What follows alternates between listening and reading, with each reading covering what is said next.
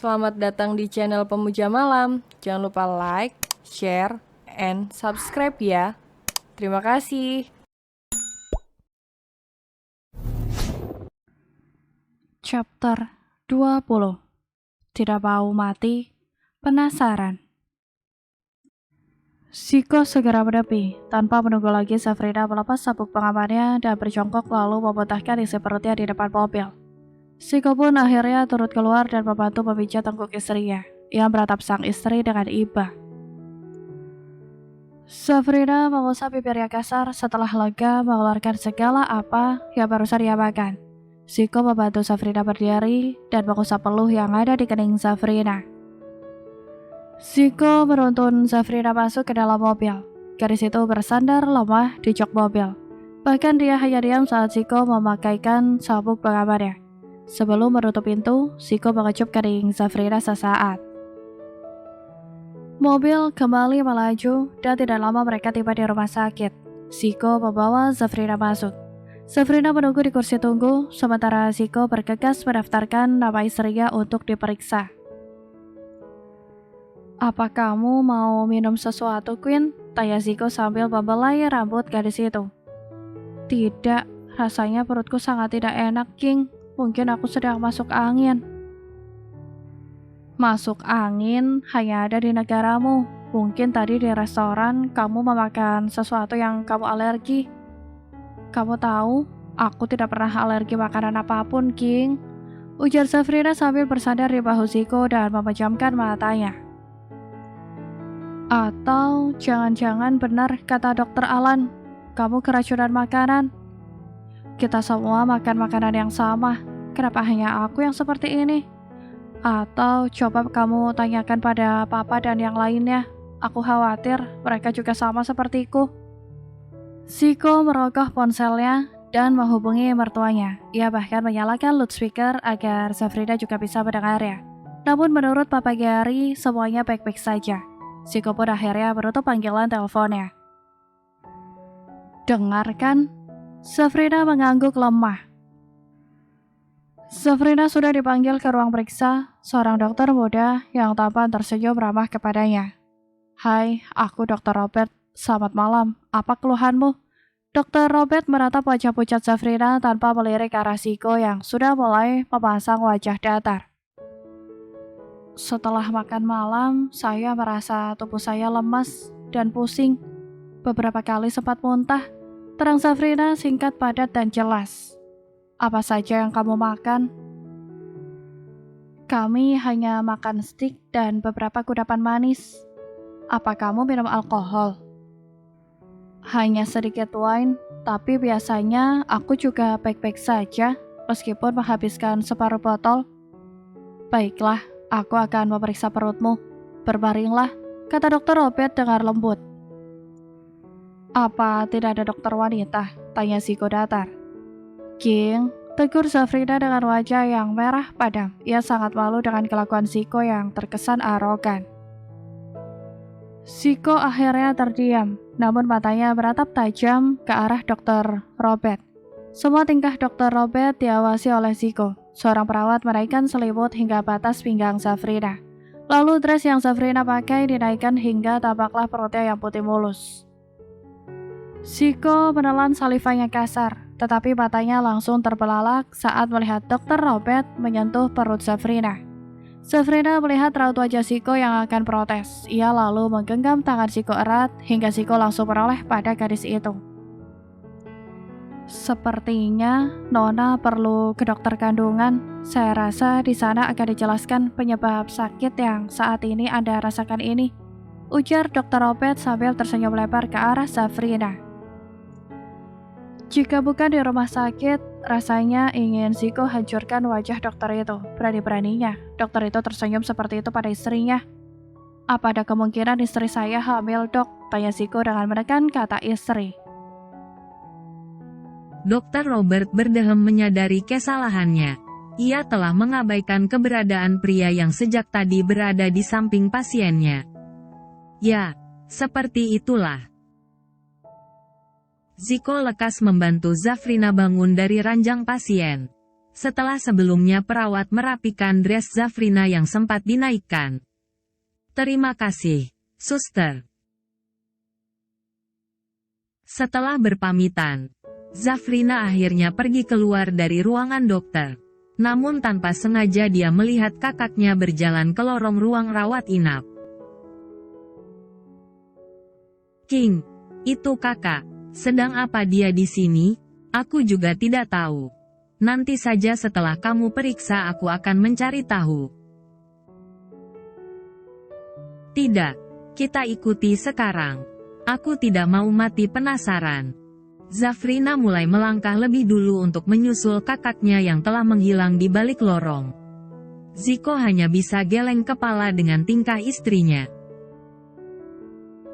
"Queen, kurasa kamu sudah sehat," gumam Ziko. Ia lantas menyusul istrinya yang telah berjalan terlebih dahulu. Zafa sama sekali tidak tahu jika ia sedang dibuntuti oleh Zafrina. Ia baru saja keluar untuk membeli makan dan air minum. Ia tak tega jika harus meninggalkan Alexa sendirian. Tadinya Zafa pikir jika Alexa adalah orang suruhan dari rival bisnisnya. Tapi ternyata setelah ia meminta anak buahnya untuk mencari tahu, ternyata Alexa bernasib sama seperti Mama Dian. Sehingga Zafa memutuskan untuk membantu gadis itu. Zafa membuka pintu kamar rawat inap Alexa.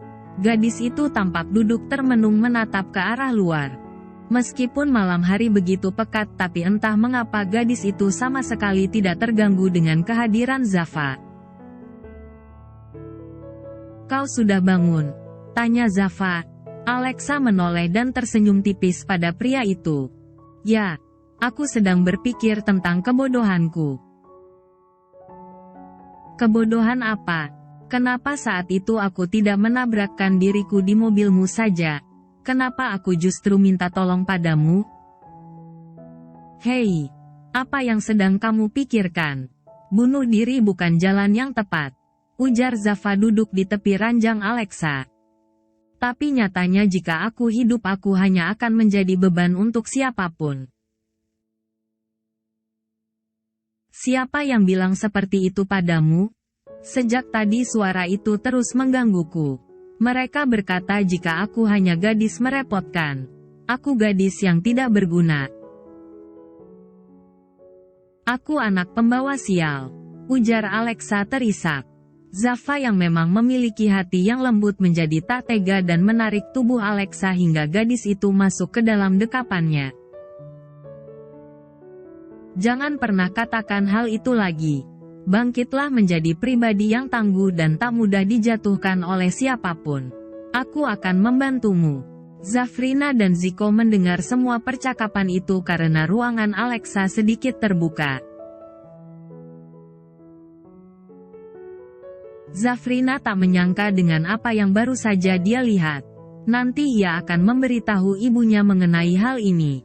"Ayo, Queen, kita harus segera pergi dari sini." Ziko lalu menarik istrinya paksa. "Ish, jangan menarikku, King. Kita harus segera periksa. Sebentar lagi jadwal periksa dokternya selesai." Zafrina akhirnya mau tak mau mengikuti langkah suaminya. Meskipun rasa penasarannya masih tersisa.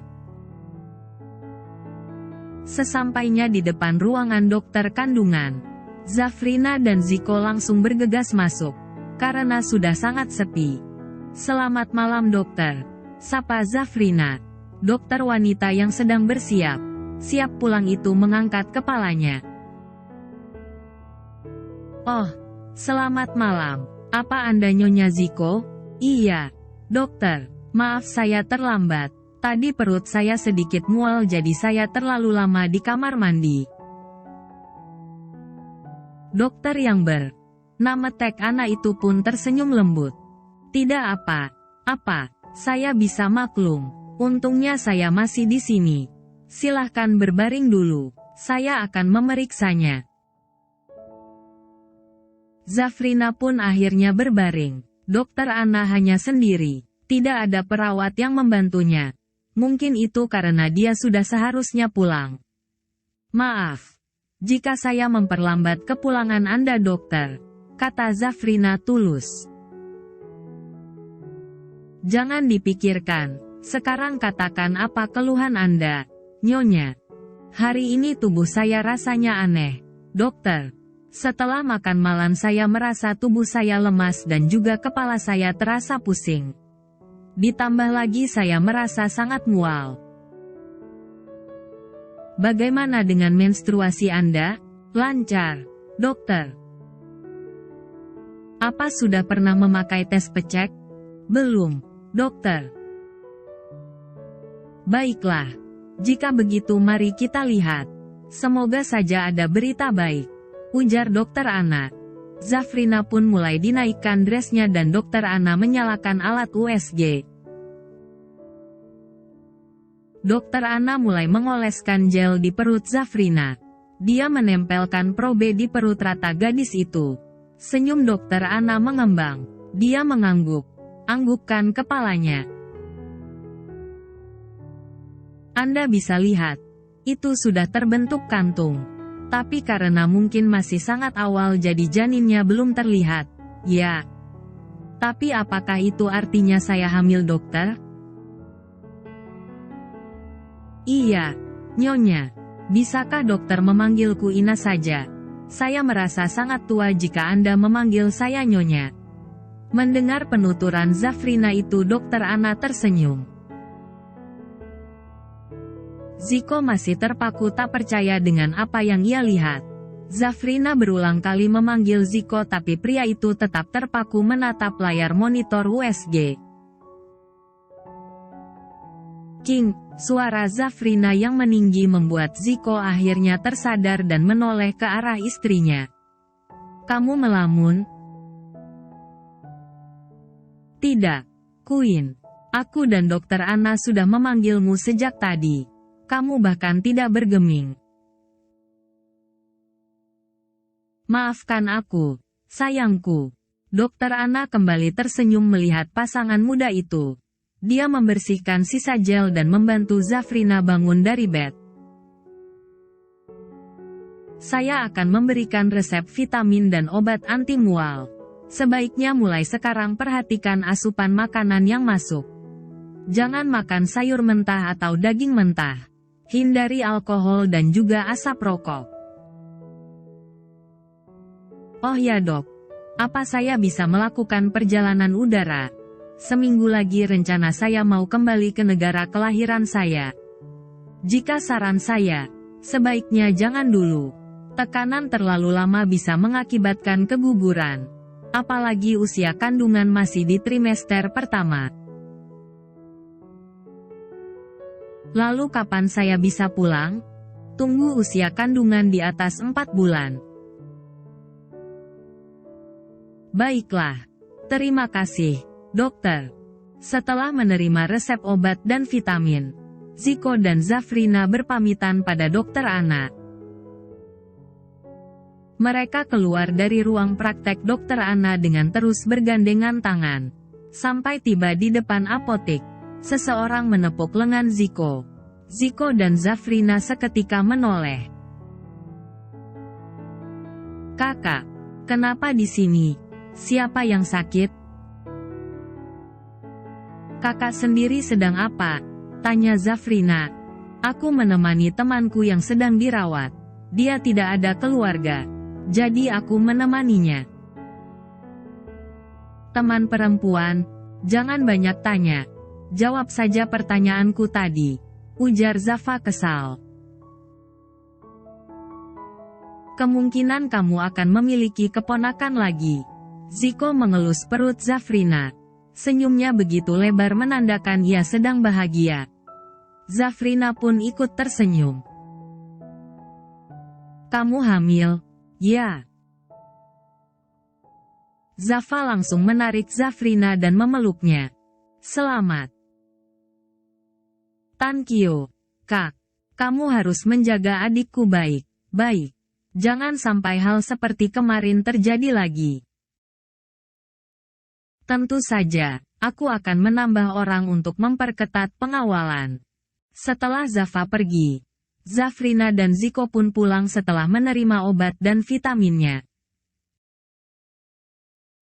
Kita mampir toko ini dulu untuk membeli susu hamil, kata Ziko menepikan mobilnya. Zafrina mengangguk. Keduanya lalu turun dari mobil dan masuk ke toko 24 jam itu.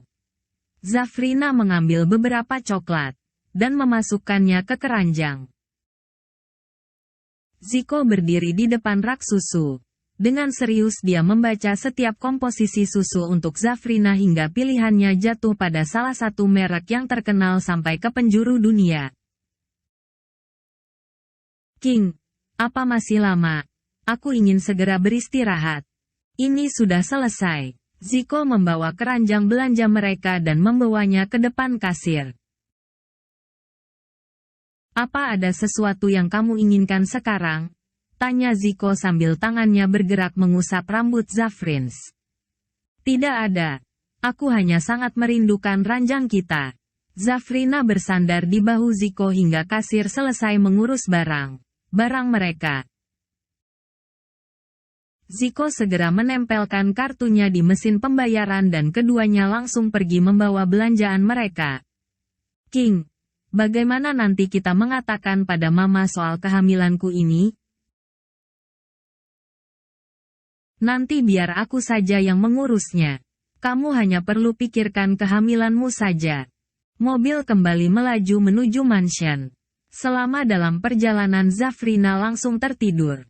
Sesekali Ziko melirik istrinya yang memejamkan mata dengan bibir yang sedikit terbuka. Bersambung.